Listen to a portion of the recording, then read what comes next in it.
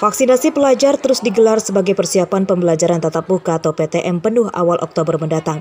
Kali ini pihak Badan Intelijen Negara Lampung berkolaborasi dengan sejumlah pihak menggelar vaksinasi dosis pertama bagi pelajar SMP dan SMA di Bandar Lampung Rabu pagi.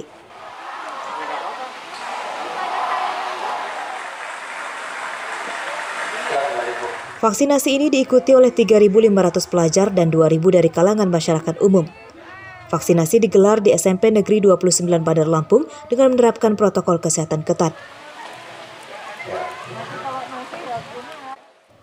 Sementara vaksinasi bagi masyarakat umum yang terkendala kesehatan, usia, dan transportasi akan dijemput ke rumah atau door-to-door.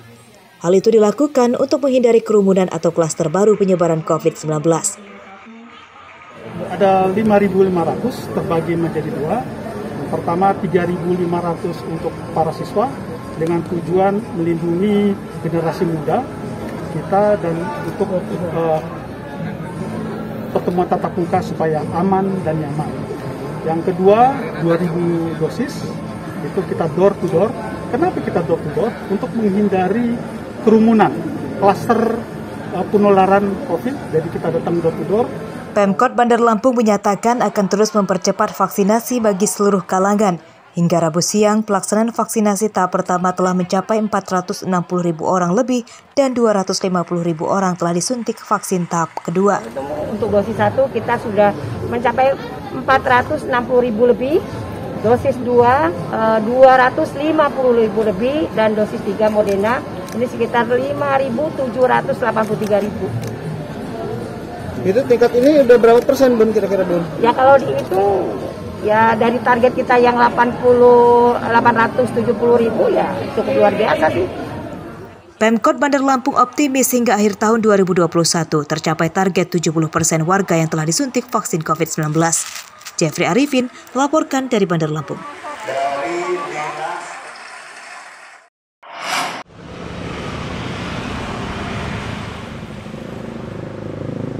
Program pemutihan pajak kendaraan di Provinsi Lampung serentak berakhir hari ini 30 September 2021. Program pemutihan pajak kendaraan tersebut telah dimulai sejak 1 April 2021 lalu yang bertujuan untuk membantu meringankan beban masyarakat di tengah pandemi serta menaikkan pendapatan asli daerah.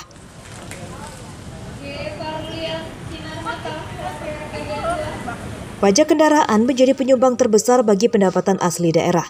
Di Provinsi Lampung, pendapatan keuangan dari pajak kendaraan tahun 2020 lalu sebesar 1,6 triliun rupiah. Jumlah tersebut telah turun dari pendapatan tahun 2019 sebesar 2,4 triliun rupiah dampak pandemi COVID-19. Setelah dilaksanakannya program pemutihan pajak kendaraan, pendapatan keuangan Provinsi Lampung hingga Agustus lalu telah naik 15% dibandingkan dengan tahun 2020 lalu. Pemutihan ya di masyarakat, pemutihan pajak ini sudah kita laksanakan sejak 1 April dan nanti akan berakhir pada 30 September. Ya. Jadi program ini untuk membantu masyarakat yang terkena dampak COVID-19 sehingga kemampuannya menurun, ya tidak bisa membayar. Kita juga meningkatkan pendapatan daerah. Pemerintah Provinsi Lampung menargetkan pendapatan asli daerah tahun ini sebesar 7,5 triliun rupiah dan 2,7 triliun rupiah diantaranya berasal dari pemasukan hasil pajak kendaraan. Meski belum tercapai target, pihak Badan Pendapatan Daerah Provinsi Lampung belum berencana akan memperpanjang masa pelaksanaan pemutihan pajak kendaraan. Hal tersebut karena belum diadakannya evaluasi hasil program pemutihan pajak kendaraan yang baru berakhir hari ini. Arsadi Saputra melaporkan dari Bandar Lampung.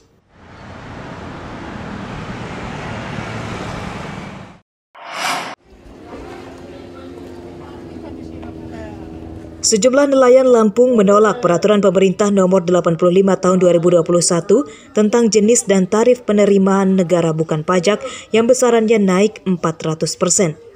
Mereka mengancam akan menggelar unjuk rasa besar-besaran sebagai bentuk penolakan.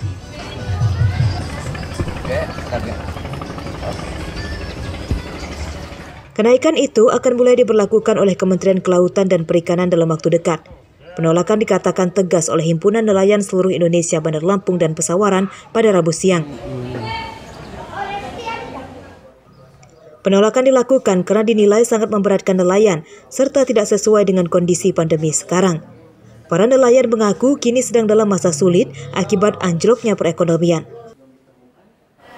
Seharusnya memang dalam hal ini pemerintah, dalam konteks ini Kementerian KKP RI harusnya mengetahui bagaimana kondisi nelayan yang hari ini jangankan satu sisi harus menghadapi kondisi pandemi dan satu sisi juga menghadapi situasi alam yang dalam hal ini hasil penangkapan ikan yang menurun, artinya tidak sebagaimana yang sebelum-sebelumnya. Rencananya kami untuk sementara ini nunggu misalnya itu habis PPKM ini, rencananya kami mau konfirmasi langsung ke Ketua NSI Kota juga mengikuti langkah-langkah selanjutnya apa aturan-aturan dari NSI Kota, karena kita menghidup dari NSI Kota juga.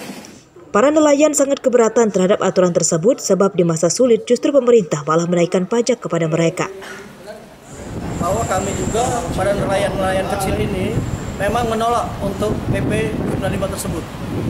Karena merasa ya memberatkan lah bagi nelayan. Yang beratnya seperti apa Kang bisa? Ya memberatkan ya untuk beban biaya di luar dong pajak itu kami sendiri aja sekarang ini lagi mengalami kesulitan yang luar biasa.